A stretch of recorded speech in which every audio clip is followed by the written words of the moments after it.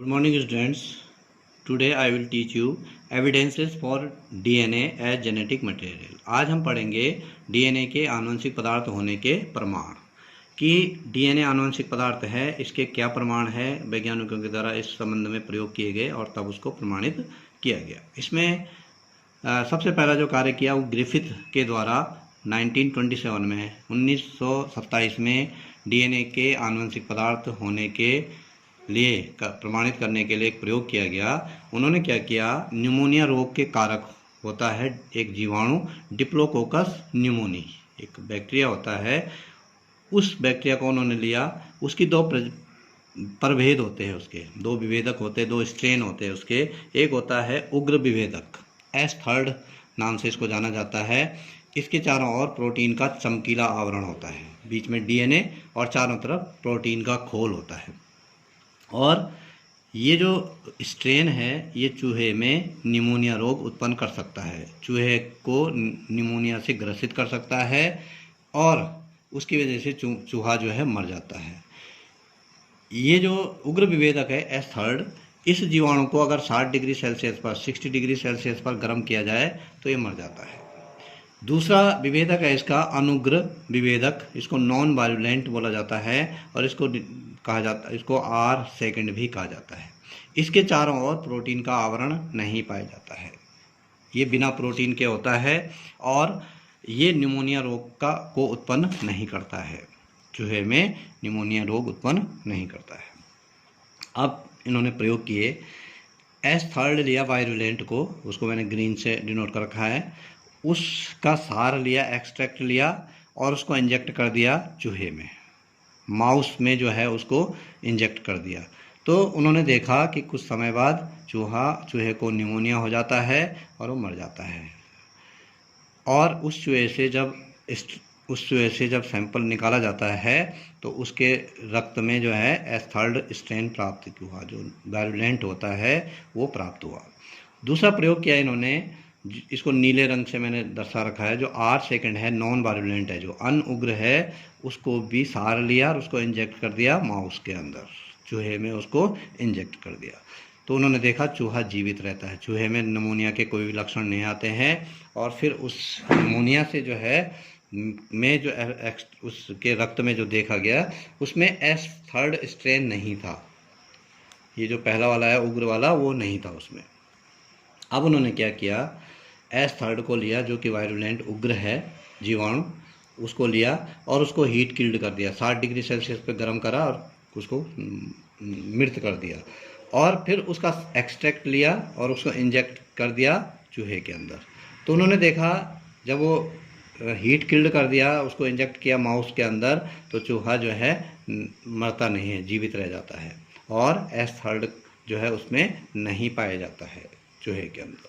तो इस प्रकार से इन्होंने देखा कि ये, अब इन्होंने क्या किया, देखो इन्होंने R सेकंड नॉन वायरुलेंट अनुग्र विभेदक लिया और दूसरा इन्होंने उग्र विभेदक लिया, जो उसको 60 डिग्री सेल्सियस पे गर्म किया और उसको जो है मार दिया, उस बैक्टीरिया को जो है 60 डिग्री पे गर्म किया और उसको नष्ट कर दिया। ये जो उग्र है इसको नहीं गर्म किया उन्होंने, इसमें DNA है लेकिन बाहर से प्रोटीन का खोल नहीं है। अब क्या किया उन्होंने, इन दोनों को मिक्स कर दिया और मिक्स करने के बाद उन्होंने इंजेक्ट किया चूहे के अंदर।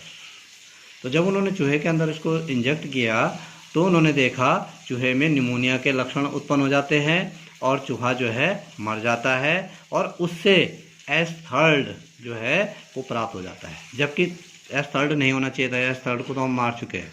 इसका मतलब क्या हुआ कि S3 में कोई ऐसा पदार्थ है हीट किल्ड करने के बाद भी जो इस R सेकंड के संपर्क में आने पर इस R सेकंड को S3 अनुग्र विभेदक को उग्र विभेदक में कन्वर्ट कर देता है।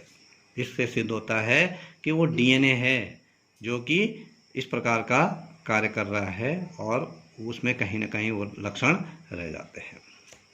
उसके बाद अगला जो प्रयोग किया गया, दूसरा प्रयोग वो किया गया एवरी, मैकलियोड और McCarty, Oswald Avery, Colin MacLeod और मैकलिन मैकॉर्ड, मैकॉर्टी के द्वारा जो है ये प्रयोग किए गए। डिप्लोकोकस न्यूमोनी, वही डिप्लोकोकस न्यूमोनी लिया गया, S3 वायरुलेंट वाला लिया गया, उग्र वाला, और R2 नॉन वायरुलेंट वाला लिया गया। उसको ब्लू से डिनोट कर रखा मैंने, उसको ग्रीन से डिनोट कर रखा। इसको लिया उन्होंने दोनों को, और ये जो वायरुलेंट है इसके DNA, प्रोटीन और कार्बोहाइड्रेट को अलग अलग कर दिया। इससे तीनों चीज़ों का अलग कर दिया। जो चीज़ जिन चीज़ों से मिलकर बना होता है उसका DNA, प्रोटीन और कार्बोहाइड्रेट अलग अलग कर दिए। और R2 लिया जिसमें कि बाहर प्रोटीन का खोल नहीं होता है, उसका DNA लिया। ठीक है, R2 को लिया और उस R2 को जो है अलग अलग इनके साथ मिलाया गया। इसको जो है कार्बोहाइड्रेट के साथ मिलाया गया। तो जब इसको कार्बोहाइड्रेट के साथ मिलाया गया तो ये R2 ही रहता है। जो R2 नॉन वायरुलेंट है ये वही रहता है। ठीक है, उसके बाद इन्होंने जो है अगला जो प्रयोग किया, ये जो DNA इससे लिया इन्होंने, एक्स्ट्रा DNA अलग किया और इसमें R2 मिलाया।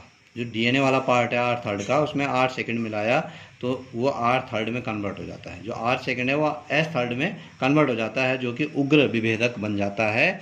और इसका मतलब क्या है कि इसका केवल DNA चाहिए हमें, जो कि उस निमोनिया के लिए रिस्पॉन्सिबल होता है, और वो उसको R2 के साथ मिलाया जाए तो R2 जो है S3 में कन्वर्ट हो जाता है। प्रोटीन के साथ मिलाया गया R2 तो S3 में कन्वर्ट नहीं हुआ, वो R2 ही रहता है।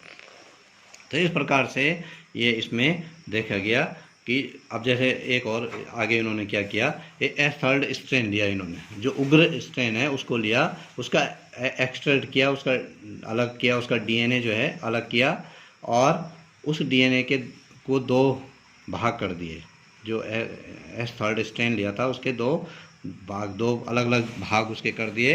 एक में उन्होंने राइबोन्यूक्लियेज एंजाइम डाला, एक में उन्होंने राइबोन्यूक्लियेज एंजाइम डाला और दूसरे में उन्होंने डीऑक्सीराइबोन्यूक्लियेज एंजाइम डाला।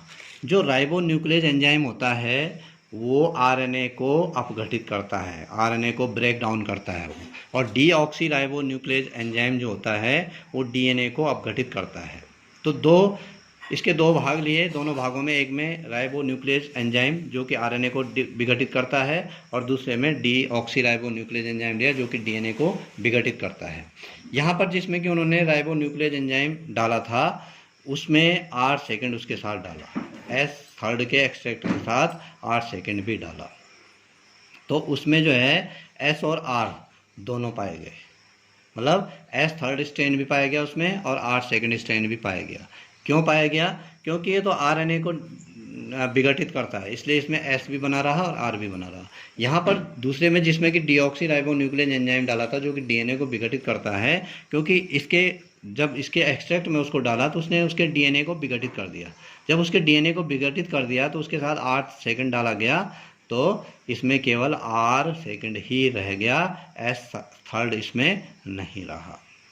तो इससे सिद्ध होता है कि हमने इसका DNA अलग कर दिया, DNA विघटित कर दिया इस एंजाइम से, जिसके कारण उसमें DNA नहीं रहा। अब DNA विघटित हो चुका है और वो अपने निमोनिया के लक्षण प्रदर्शित नहीं करता है। ठीक है, तो आज का टॉपिक यहीं पे समाप्त करते हैं। Thank you.